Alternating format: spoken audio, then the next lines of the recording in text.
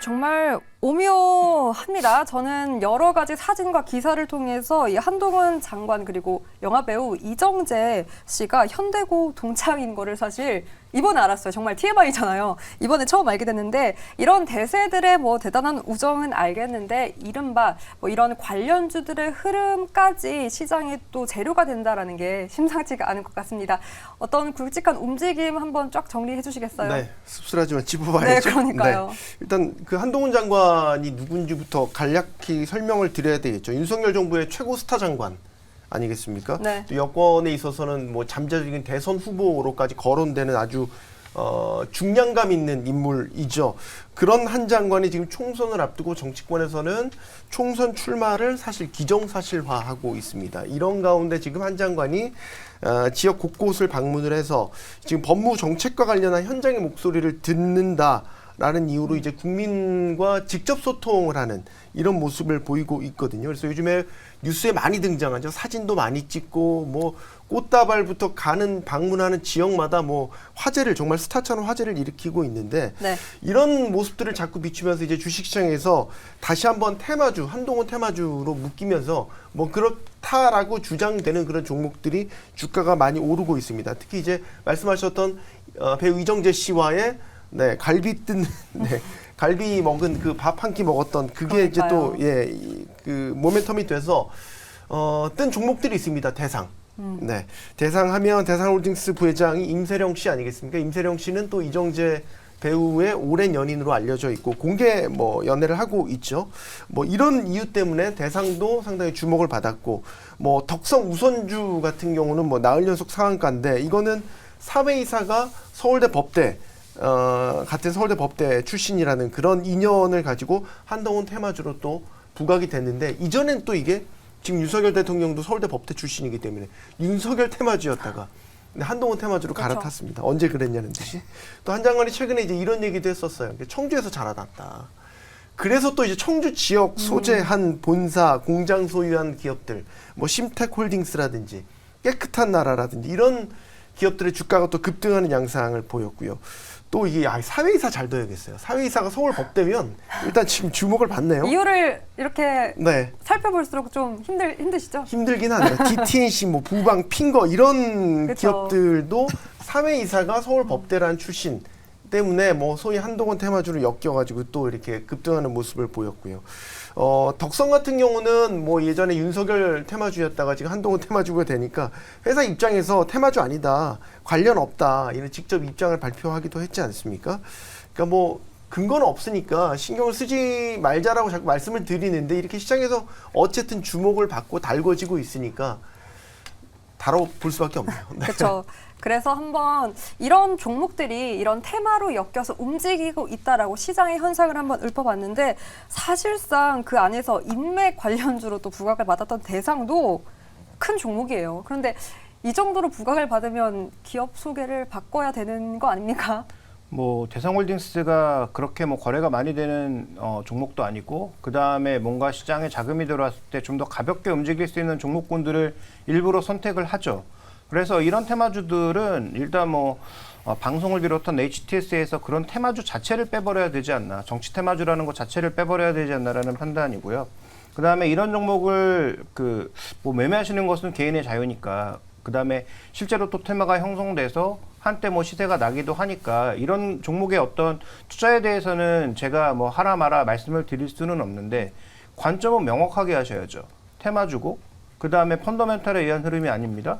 그래서 내가 생각한 것과 반대로 움직이거나 아니면 시세의 흐름이 끝났거나 아니면 내가 테마주로 들어갔는데 전혀 뭐 다른 방향의 어떤 움직임이 나타나고 있는데도 전혀 움직이지 않고 손해가 나면 장기 투자로 가는 이러한 형태는 투자자가 해야 될 방법은 아니죠. 그래서 제가 말씀드리고 싶은 건 이게 뭐 더 올라갈지 어디까지 올라갈지 어떤 종목이 진정한 테마주인지는 말씀드리고 싶지가 않고 해당 종목을 투자하실 거면 투자의 관점을 명확하게 하고 그 관점을 명확하게 지켜라. 실패 확률도 높으니까 실패했을 때 그걸 지키지 않으면 의도치 않은 장기 투자가 될 가능성이 굉장히 높다. 이렇게 봐야 될 것 같습니다. 네, 세영님도 제발 방송에서 다루지 말아라. 이런 부정부패 의미 너무나 좀 속상하다. 결국 개인들의 손실이 커서 힘든데 저희가 이런 종목을 보라라는 의미가 아니라 시장 이해 측면에서 흐름을 짚은 거고요. 계속해서 이런 정치 테마주에 대한 우려와 경고는 많은 방송사에서 많은 발언이 나오고 있는데 왜 이렇게 개인 투자자의 거래 대금은 이쪽으로 쏠리는 걸까요? 일단은 저는 여기서 투자라는 단어를 정정해야 된다라고 먼저 말씀을 드리도록 하겠습니다. 네. 이거는 투자가 아니고 매매입니다. 우리가 매매 게임에 참여를 하는 거고요. 말 그대로 이제 개인 투자자들 사이에서 다들 이런 말을 합니다. 나는 아침 9시가 되면은 영웅문 온라인에 접속을 한다.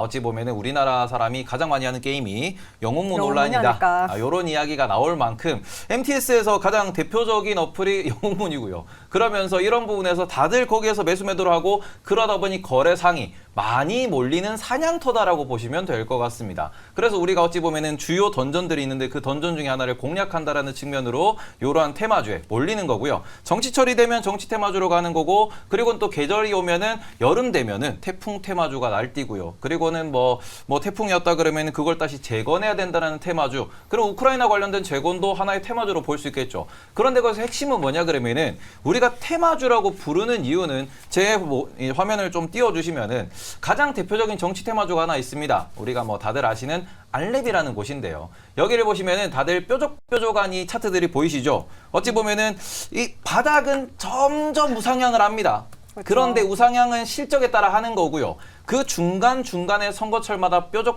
뾰족한데 그죠? 한번 잘못 물리면은 지금 이게 한 칸당 1년입니다. 잘못 물리면 5년도 가고 10년도 가는 게 테마주기 때문에 그런 관점에서 매매 게임에 참여했다라는 거를 인지하고 트레이딩 관점으로만 접근하셨으면 좋겠다. 말 그대로 이거는 우리가 이런 종목 왜 투자해요? 그러면은 코인 왜 투자해요? 이거랑 같은 질문이거든요. 그런 점에서는 여기에서 또 매매에 있어서 본인의 투자, 본인의 시간을 할애하는 가치를 느끼시는 분들이 계시기 때문에 틀린 건 아닙니다. 그런데 다만 이 관점을 명확히 이해하시고 접근을 하셔야 된다라는 점. 아까 전에도 이제 원치 않는 장기 투자를 말씀해 주셨는데 그렇죠. 원치 않게 물리면은 전재산 다 날아갑니다. 네. 네. 그러니까 펀더멘털과 무관하게 오르는 이러한 테마주 언제든 급등을 할 가능성이 있으니 꼭 주의하시기 바랍니다. 그렇다면 인맥 말고 정책 테마주는 어떨까요? 요즘 최근에 이 정부 발언에 테마가 형성되면서 또 움직이는 기업들이 많은데 이런 정치 테마주로 좀 묶이기는 아까운 기업 혹은 이런 탄력성을 고려해서 전략이 필요한 종목들 따로 있을까요? 사실 이제 정책 같은 경우도 이제 이런 총선과 연관이 돼 있거나 한다면은 저는 지양하는 게 맞다라고 생각을 합니다. 왜냐하면 그게 실질적으로 진행이 되는지도 봐야 되고 대선에서 이제 정책주로 나오는 것들도 사실상 40% 이상 진행이 되는 게 거의 없거든요. 그리고 이게 정책적으로도 결국엔 정부에서 얼마나 이제 적극적으로 진행이 되고 그게 이제 산업적으로 영향이 있는지를 봐야 되는데 단순히 시장에서 일단은 정책주로 불거지는 것들도 사실 이게 과연 진행이 될까에 대한 물음표들도 나올 수가 있는 상황이고 단기 물음표가 생길 가능성이 좀 높거든요. 그래서 물론 이제 이 현 정부에서 강력하게 밀고 있는 대표적인 정책주다라고 한다면 당연히 관심을 가져야 되겠지만 그런 것들이 아니라고 한다면 사실상 단기적인 수급 쏠림, 특히나 이런 시기엔 더더욱더 단기적인 수급 쏠림으로 끝날 확률이 높기 때문에 웬만하면 안 하시는 게 맞지 않을까. 그리고 이 정치 테마 정책까지 지금 엮어서는 정말 진짜 트레이딩에 정말 자신 있는 사람들끼리 모여있는 강자들의 대결이거든요. 그래서 웬만한 경험이 없으시고는 사실 좀 이기기는 쉽지 않다라고 말씀을 드리고 싶습니다. 정책과 관련해서 한마디만 첨언 드리면 네. 법이 바뀌는 거는 주목할 필요는 있을 것 같아요. 그러니까 개정이라든지 이제 주요 핵심 산업에서 있어서의 흐름을 바꿀 수 있는 법 개정. 최근에 지능형 로봇법도 그렇지만 그렇죠. 지금 국회에서 한참 논의되고 있는 건 줄기세포 관련된 치료 부분의 문턱을 낮추는 좀 확대하는 그런 첨생법이라고 하는데 그런 것들도 이제 이번 회기에서 통과될 수 있을지 상당히 이제 주목이 되고 있는 거거든요. 실제로 통과됐었을 경우에는 진짜 줄기세포 치료 자체는 문호는 굉장히 확대가 되기 때문에 그러니까 옥석을 가려서 보실 때 예를 들어서 이런 총선에 편승을 해서 공약성으로 남발되는 그런 정책들에 대해서는 굉장히 주의를 하셔야 되지만 법이 바뀌는 거에 있어서는 좀 주목을 하셔라 이렇게 말씀을 드리고 싶습니다. 개정법 관련해서는 우리가 눈여겨볼 필요가 있다라는 분 그리고 네 분의 의견 공통적으로 주의보가 뜨긴 했죠. 그럼 의견을 한번 정리해보도록 할게요. 먼저 김종효 고수 테마주는 테마주일 뿐 혹하지 말자. 손석구 고수 정치 테마주는 더 기승 부릴 듯 그러나 주의하라. 그리고 하창원 고수 정치 테마는 수급의 영역으로 대응이 필요하다였고요. 테이버 고수 단타 DNA 끝판왕 정치 테마주라고 의견 제시했습니다.